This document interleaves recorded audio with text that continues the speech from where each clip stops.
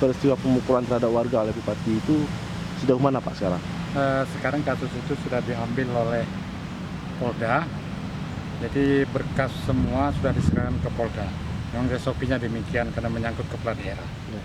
Ya, sudah itu semua berkas, termasuk pemeriksaan saksi-saksi, semuanya sudah diserahkan ke sana. Jadi untuk proses lebih lanjut mungkin nanti Polda yang menangani.